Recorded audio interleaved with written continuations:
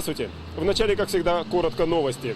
Алроса все-таки провела собрание акционеров. Прошло оно в Москве. Напомню, что 17 июня попытка провести собрание Алросе не удалась. Один из акционеров, Сахатранснефтегаз, через суд добился запрета на то, чтобы акционеры голосовали. В этот раз, как и 17 июня, повестка была все та же, а именно выборы Совета директоров. В результате было выбрано в состав Совета директоров 13 человек, 8 из которых это работники Алросы, один представитель правительства нашей республики, им стала министр имущественных отношений Галина Макарова, и 4 человек представляют остальных акционеров. Между тем, в аппарате Саханефтегаза отрицают факт проведения такого собрания. Там по-прежнему считают, что прав президент Николай Штыров, который убежден, что Алросе в Саханефтегазе делать нечего, и она должна продать свои акции Сахатранснефтегазу. Но пока события развиваются так, как они развиваются. Следующая новость связана с Маганом.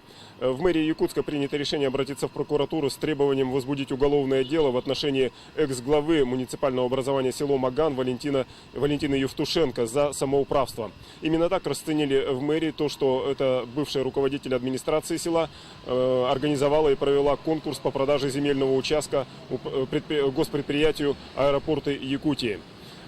Таким образом, она нарушила все мыслимые и неписанные законы, которые были приняты в связи с тем, что с 1 января муниципальное образование в этом селе было упразднено. Однако ликвидационная комиссия не создана, и таким образом администрация продолжает работать, что противоречит в том числе и мнению прокуратуры о том, что юридически ее решения значения теперь никакого не имеют.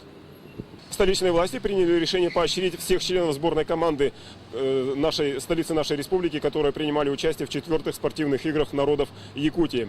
Напомню, что команда Якутска заняла первое общекомандное место, а всего из 17 видов спорта, которые были включены в программу игр, столичные спортсмены лидировали в 8. Горожане лидировали в таких видах, как лыжи, бокс, баскетбол, вольная борьба, женский волейбол, легкая атлетика, мини-футбол и настольный теннис. Кроме того, спортсмены из Якутска трижды поднимались на вторую ступеньку пьедестала почета в таких видах программы, как шахматы, хапсагай и аэробика. И еще один раз представитель столицы республики поднимался на подиум, на этот раз с 3-м в гиревом спорте. Самые крупные денежные призы по 22 тысячи рублей получат победители в отдельных видах программы. Те, кто стал вторыми призерами, получат по 15 тысяч рублей. И, наконец, 3-й бронзовый призер получит премию в 10 тысяч рублей. Следующие 5 минут я предлагаю поговорить о нашем будущем. Ну, не лично моем будущем, вашем будущем, еще чем-то конкретно, а о будущем экономики Якутии. На прошлой неделе президент Штыров был вынужден признать, что будущее это связано не только с реализацией таких громадных проектов, как строительство железной дороги, либо развитие нефтегазового комплекса нашей республики, но и с кооперацией тоже. Первым заговорил об этом движении весной еще этого года бывший президент нашей республики Михаил Николаев, ныне вице-спикер Совета Федерации. Тогда же весной он провел в Сахатеатре в Иркутске большое всероссийское совещание, для участия в котором приехали в нашу столицу республики различные деятели от Волгограда до Дальнего Востока. Надо отдать должное и, наверное, даже сказать спасибо президенту Николаеву за то, что ему удалось провести совещание вот это именно в Якутске. Потому что наша республика, то, что касается кооперации, малого бизнеса, предпринимательства, в общем-то, не блещет на фоне Российской Федерации. Но вот если иметь в виду итоги прошлого года, то малый бизнес и предпринимательство в экономике нашей республики составляют только 13%. А для сравнения, в Татарии, промышленно развитом регионе, где есть и нефтехимия, и очень крупное предприятие машиностроительного комплекса, так вот там предпринимательство и малый бизнес составляют 45%. И более того, президент этой республики Ментимир Шамиев ставит перед собой, а также перед правительством и перед парламентом своей республики задачу довести долю предпринимательства до 60%. Какую проблему, прежде всего, Николаев видит в этом движении, как в целом в России, так и в нашей республике? Прежде всего, она в разрыве, который существует между предпринимателями, между кооператорами и различными финансово-кредитными учреждениями. Понимаете, вот в Белгороде, когда был, там более 200 кредитных кооперативов. Уставной фонд 5 тысяч. Человек вступает в кооперативное, так, движение. 5 тысяч платит. И одновременно бюджет столько же вносит. Или Волгоград возьмите. Огромно. В прошлом году они объединили средства населения 1 200 000 000. И бюджет тоже огромное количество внес. И поэтому у них сегодня оборотные средства такие, что позволяют независимо кредитовать малый и средний бизнес, кооператоров. Вот так надо поставить дело, и так надо. Конечно, требует очень большое количество квалифицированных кадров. Нам надо открывать центры каждому ВУЗе по обучению, да? Других специальностей на специальность кооперативного дела. Это было весной, а в разгар лета ситуация с развитием кооперации, вернее сказать, с его возрождением в нашей республике и в стране в целом получила новый, так сказать, толчок.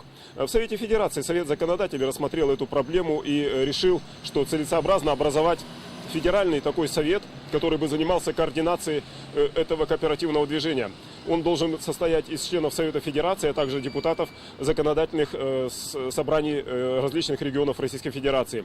Аналогичные советы, или как-то иначе могут они называться, рекомендовано образовывать и непосредственно в субъектах Российской Федерации. Ну и кроме того, члены Совета законодателей обратились к Госсовету Российской Федерации с предложением рассмотреть эту проблему на своем уровне, то есть достаточно высоком и уже, можно даже сказать, не просто таком совещательном, а в какой-то степени даже и определяющем то политику государства в отношении кооперации. Надо сказать, что кооперативное движение в России, да и у нас в республике, будет развиваться или возрождаться, правильно сказать, не на пустом месте.